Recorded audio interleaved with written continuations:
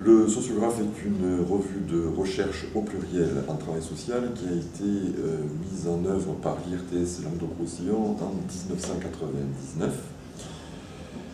Donc c'est une volonté de l'IRTS Languedoc-Roussillon au départ d'installer une revue de recherche en travail social, ce qui ne se faisait que de manière marginale, j'allais dire, dans le travail social, mais qui était une volonté depuis des années d'essayer de mettre en œuvre ce type de publication.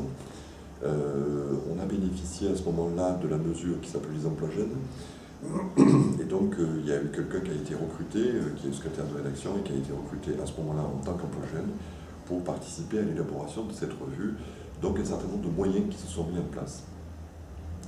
C'est une revue qui ensuite, peu à peu, s'est ouverte à d'autres instituts, pour que ce soit une revue partagée entre plusieurs instituts.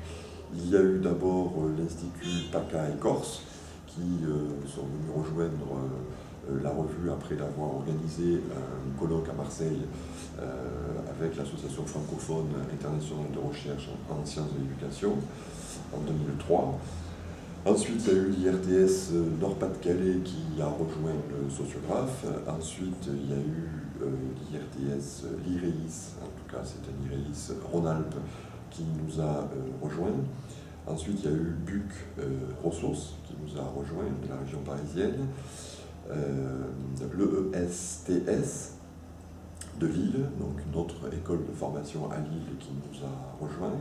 Ensuite, il y a eu l'ESTES, donc l'école de travailleurs sociaux de Strasbourg qui nous a rejoint dans cette aventure du Sociographe. Puis le GIRFAS de Bretagne, c'est-à-dire ce rassemblement de 5 écoles de formation sur l'ensemble de la Bretagne qui a rejoint le Sociographe. Il y a eu l'IRTS de Basse-Normandie qui nous a rejoint. Il y a eu ensuite l'IRTS de Champagne-Ardennes, l'IRTS de Île-de-France-Montrouge, Neuilly-sur-Marne, l'IRTS de Poitou-Charentes et l'IRTS de La Réunion. Et puis il y a 2 instituts étrangers, un institut du Portugal de formation des travailleurs sociaux à Porto, et puis la Haute École de Travail Social de Genève en Suisse qui nous a rejoint dernièrement. Donc des centres de formation nationaux, des centres de formation internationaux et aussi un partenariat avec des établissements gestionnaires de services de prise en charge du travail social. Donc on a par exemple l'ATSEAD à Lille, l'ANAGI à Lille, la Maison des Enfants et puis la Sauvegarde du Nord de Lille aussi. Donc 4 associations pour l'instant qui sont des partenaires du Sociographe et qui sont chargés donc de travailler sur la rubrique qu'on appelle polygraphie. Donc le Sociographe est composé de 2 grandes parties, une partie de dossier, on va dire, qui est thématique, qui est décidé en comité de rédaction et qui prend un thème que l'on pense transversal dans l'ensemble du secteur social, aussi bien sur la petite enfance que sur l'éducation proprement dite, que l'action sanitaire et sociale, que le conseil en économie sociale et familiale et d'autres professions. En tout cas, chacune des professions peut s'emparer de la thématique.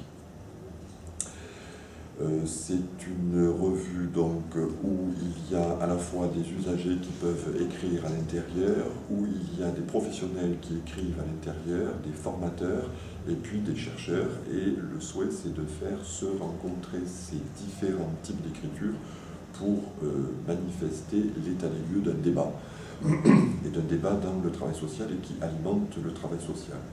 La deuxième grande partie du Sociographe, c'est une partie qui s'intitule Polygraphie.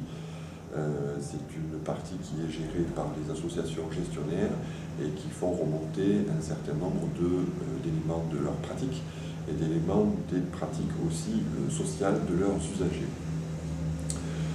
Suite à chaque numéro paru, il y a des rencontres avec les auteurs du dossier pour rencontrer leur lectorat, et donc chacune de ces rencontres se fait dans le lieu où a été coordonné le numéro, puisque la coordination des numéros tourne dans chacun des établissements des instituts associés au Sociographe. Voilà, c'est une revue donc, qui est publiée 4 fois par an, 4 numéros, qui est un dossier à chaque fois, enfin une revue de 128 pages, qui est vendue 12 € à l'unité par abonnement, et par abonnement sur seulement les numéros, sur les numéros avec les hors-séries, et on peut aussi se procurer les formes e-book sur le site de Champ Social pour pouvoir s'abonner sous format numérique.